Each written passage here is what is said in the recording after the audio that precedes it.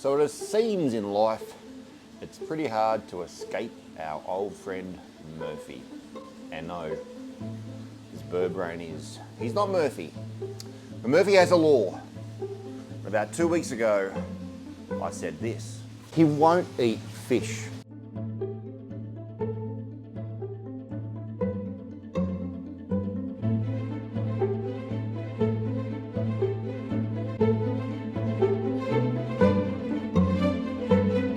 Righto, so in this video I'm going to go through all the fish that I've got currently living in Palau Reef. And yes, I am going to discuss what I think happened to the 4 fish that are no longer with me and have passed away in the last few weeks. And in fact, half the fishes I've actually collected myself personally using my Section 37 aquarium collection permit. If I've done that, I'll let you know. I'll let you know how I caught it, where I caught it, a little bit if I had any issues with its acclimation to aquarium life. The day after I actually introduced Monster, I did not find my male bird nose wrasse out and about the next morning. And that made me very worried. 2 days later, I found his body up against the overflow. The front half was completely intact. The back half was a bit oozy, a bit wet looking. I can only assume that Monster found and ate my bird nose wrasse that night, but regurgitated him at some stage. The day after that, I came out in the morning and I didn't find my Gaymard Cory wrasse swimming around. The following day, he was out, but he had a cut on his side. And the day after that, he was gone again. And I haven't seen any sign of my Gaymard Cory since. Every morning since then, I've come out and I've checked the tank to check particularly the other wrasse I have in the tank, and I'm eagerly awaiting to see that they're still there. And that was a number of weeks ago now. The reason I say I think that Monster ate my fish was because at the same time as all this happening, I had my parasitic outbreak. Consequently, the leaks have been fixed now, everything's happy days, but consequently I've got an outbreak of marine velvet. Obviously the stress of draining and filling the aquarium took their toll on the fish.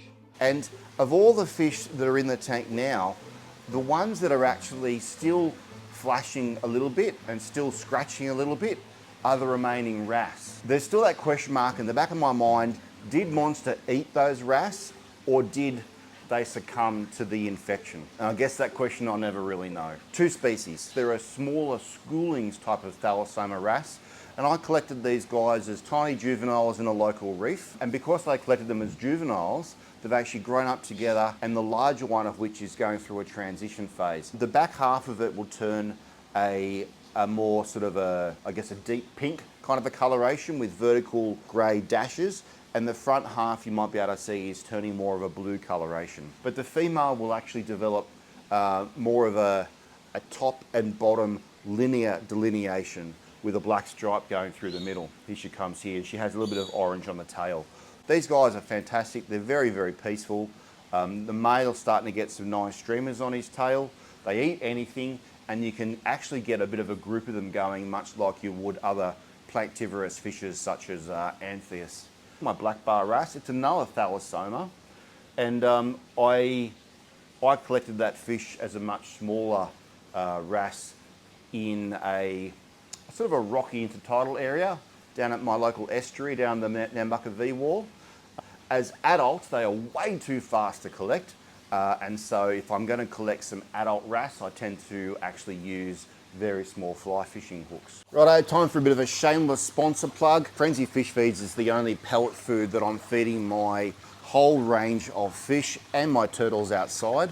These guys are based down in Tasmania, Australia, and make a really good quality pellet, as well as doing live feeds and cultures and some dry feeds as well. If you check out the back of the packet of Frenzy Fish Feeds, you can have a read through there and understand that it starts with all the different types of seafoods, fish meals, as well as whole bait type fish such as herring and sardines that are made into fish meal will actually contribute to the quality of this product. Don't be scared of the term fish meal. You can hit me up with any questions if you want, including the whole concept of fish meal in fish food manufacturer. Don't forget to add in the discount code section at checkout, Aussie Aquarist, and you'll get yourself, sorry about the cast and surge device, you'll get yourself 10% off what is already a great price for quite large volumes of fish food, and you'll also get free shipping. So help yourself out, get a good quality fish food, help me out with some fish food of my own, and help out a good Australian company. That's frenzyfishfeeds.com.au. So with Monster being incriminated with actually being a murderer, do I actually take him out of Palau Reef? And at this stage, I'm not going to. There's been absolutely no sign of any other fishes with injuries. There's been no other fishes that have been lost from Monster or just simply disappeared as such. At this stage, I'm going to give him the benefit of the doubt. I dearly love those wrasse. I dearly did. However, I also dearly love Monster. And this tank was set up in my mind to house Monster.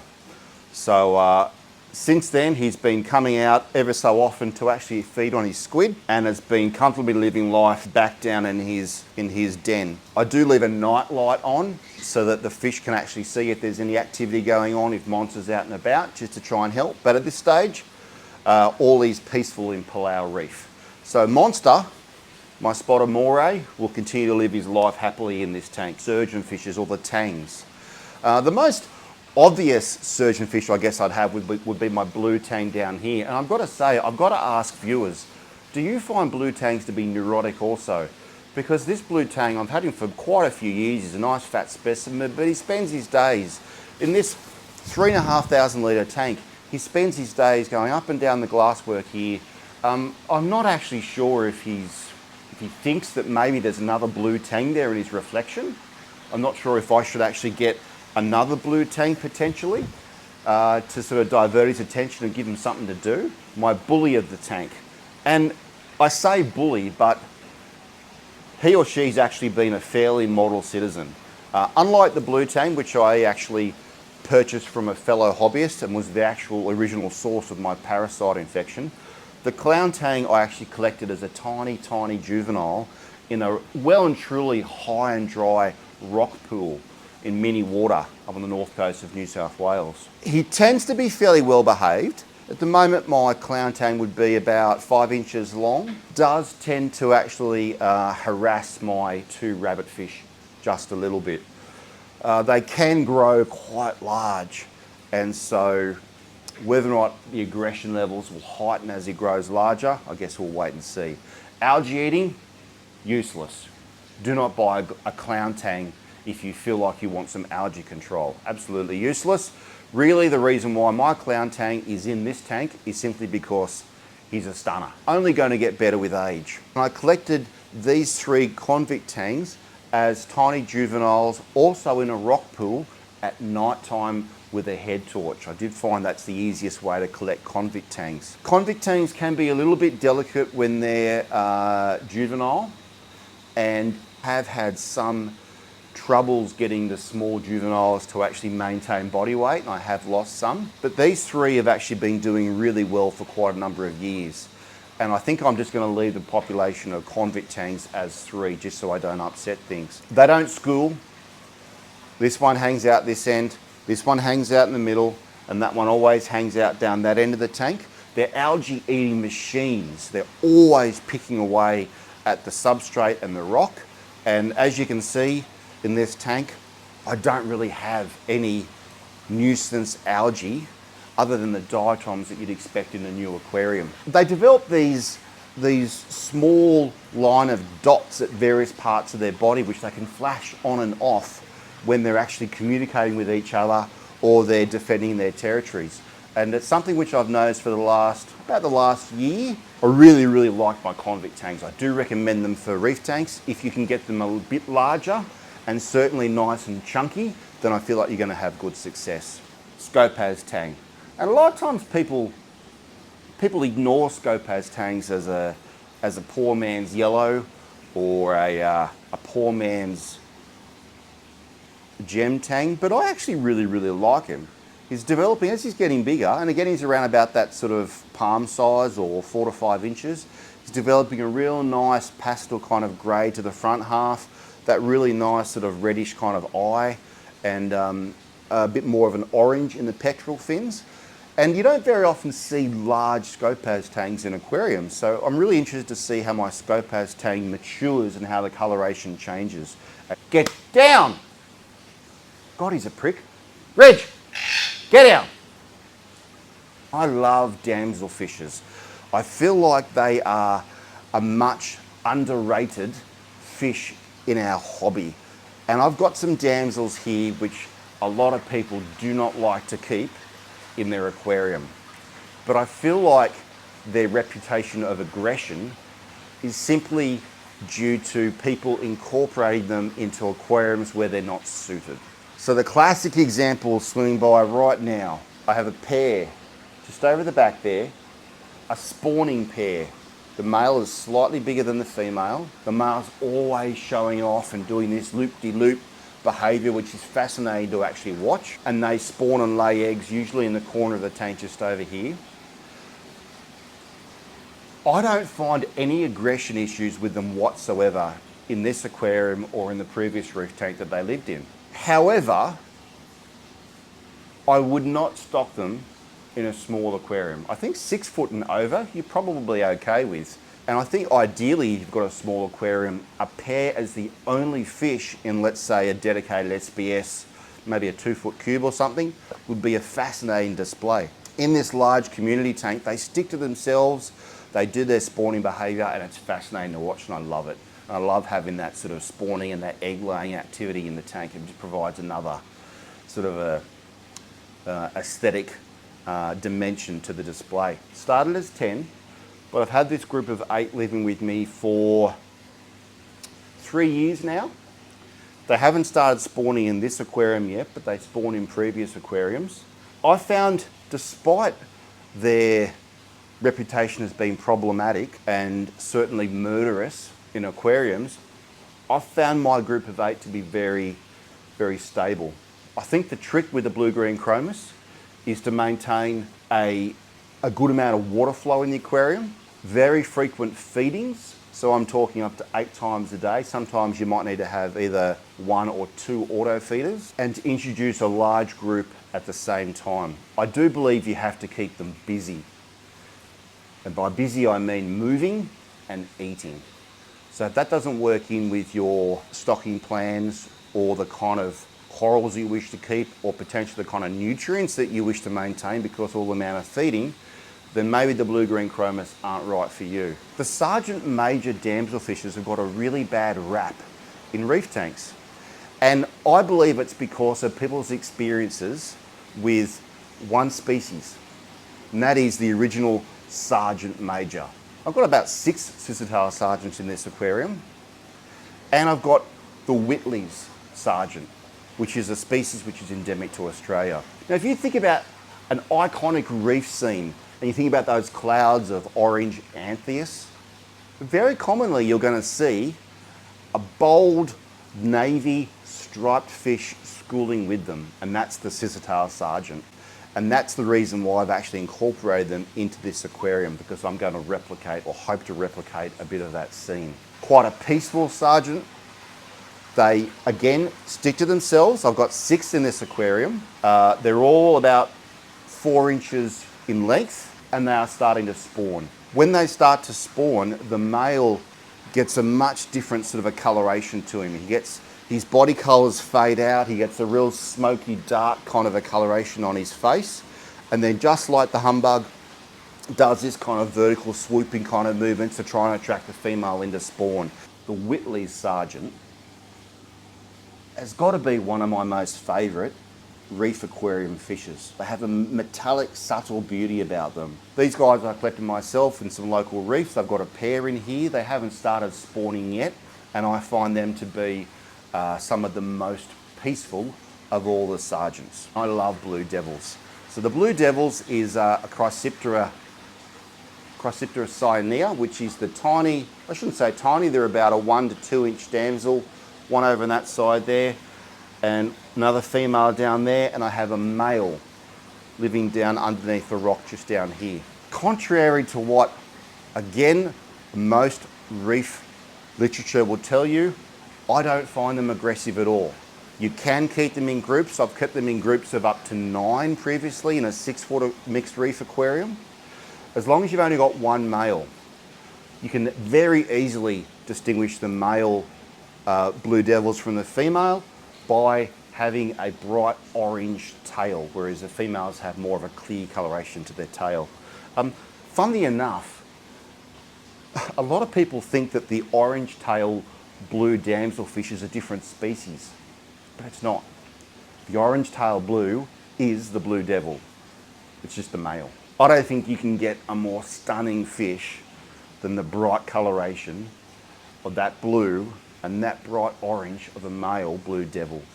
And the fact that they stay small, the fact that they will spawn in your aquarium, and the fact that if you have a relatively robust aquarium, I wouldn't go housing them with some really delicate shrimp gobies or fire fishes. But in an aquarium such as this, with tangs and angelfish, I don't think you can go past a group of blue devil damselfishes. Chrysiptera flavipinus, which is also called a yellowfin damsel. Now, I caught this fish about 4 years ago myself as a tiny, tiny blue speck in a rock pool up at Many Water. I actually love him. His colours are absolutely stunning. He's so bright. He's never bothered anyone until now. He's got a dislike for my male blue devil. Hopefully this season I'll be able to collect another yellowfin damsel, because they're one of the 2 blue damsel species that we commonly find along this part of the coast, because they get washed in from the Sultry Islands. And if I can find another small yellowfin damsel, it'll grow up to become a female. Those guys will be able to pair off, and hopefully then he'll have something else to worry about rather than just trying to worry about my male blue devil. I'm pretty sure that brings us to what I like to call the oddball fishes. And this is where things get a little bit, you might say, risque in this reef tank. And that's Pigsy. Pigsy, my wedge-tailed triggerfish. There he is there. Isn't he absolutely gorgeous? Again, I've collected that guy myself. Triggerfishes are fairly easily to collect, as they like to wedge themselves into crevices, as opposed to being sort of a fish that tries to swim away. Make sure that if you do try and collect your own fish, you do have the appropriate permits. In New South Wales, a Section 37 aquarium collection permit is what you require. Pigsy is part of a group of triggerfishes which encompass the Picasso triggerfish. And I've had a lot of people have mixed stories about including this group of triggerfishes in an actual reef aquarium. Pigsy's always lived in a mixed reef aquarium, and I can basically confirm that I've had no issues whatsoever with him eating coral. None, to be honest with you. I would expect that if he's going to start nipping coral, he would start to nip at some of the hard SPS tips, some tips of maybe some stylos or some Seriatoporas, and it's quite possible that he might start to do that. But to date, I've had no issues with Pigsy in my aquarium, particularly slow-growing triggerfish. So Pigsy's about 4 years of age. He's about 5 to 6 inches in length, and I caught Pigsy as about a 1-inch fish. So that's fairly slow growing. Somewhere in this aquarium I have a Bennett's Toby, or a Bennett's dwarf pufferfish. There we go, just down here. I'm a little bit disappointed with its coloration in the aquarium. It tends to actually wash out a little bit. I'm actually using some 10,000 Kelvin lighting to see if that brings out a lot more of the coloration in the fish. It certainly does with the yellows.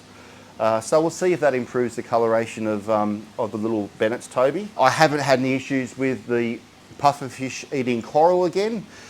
I think if it was to try and nip at coral, it would probably be nipping at the tips of any SPS, but it spends most of its time hunting through the rockwork looking for copepods and small amphipods to eat.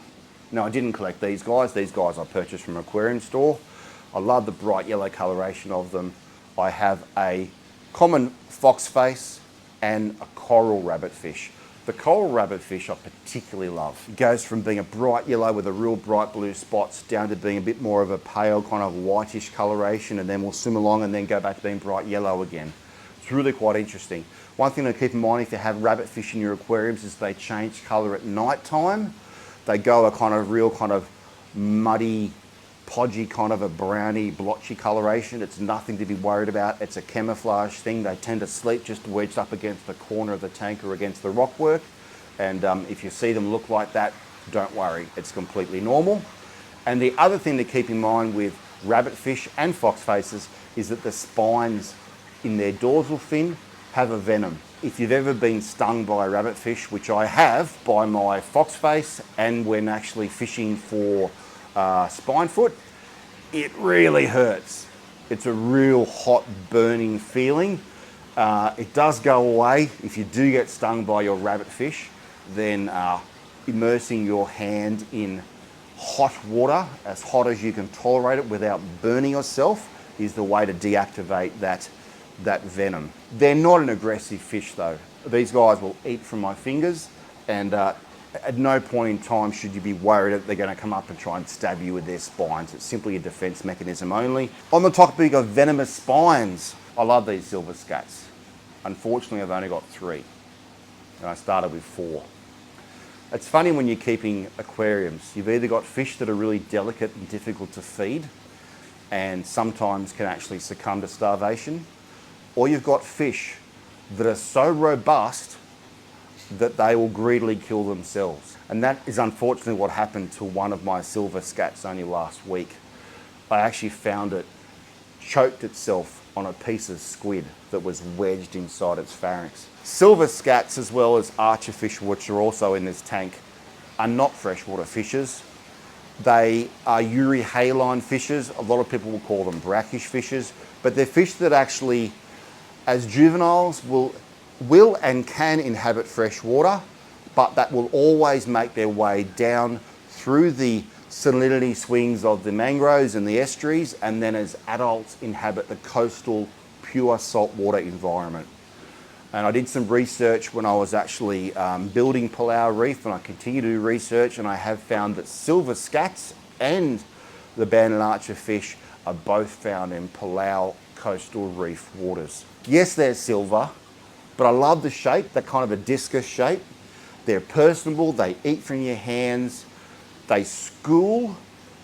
Unlike shoal, which is a loose, I'm sticking together, these guys are always together. They change speed together and they change direction together.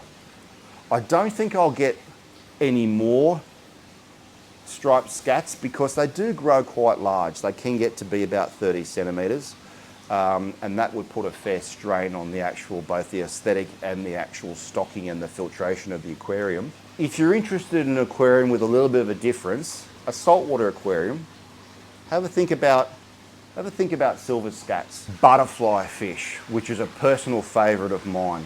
There they are over here. I collected those guys personally at nighttime spotlighting in my local harbour. And the threadfin butterfly, almost everywhere that you read, will tell you that this butterfly is not reef safe. Well, I guess the question you're asking me is, have I seen these guys eat coral?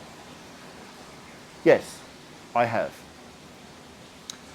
I have seen them almost completely decimate a goniastria. I have seen them eat in a previous aquarium micromusa.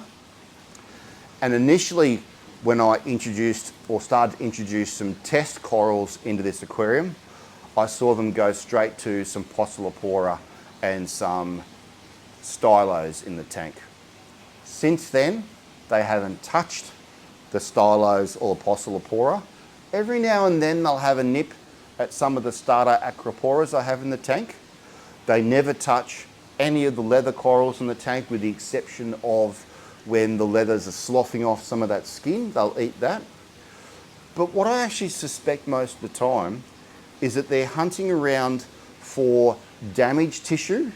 Down here you can see there's an acropora frag which actually fell down the back and is actually dying, and that dying tissue is what the butterflies like to eat. I also think that they're hunting around the undersides of the corals for any copepods that might be under there.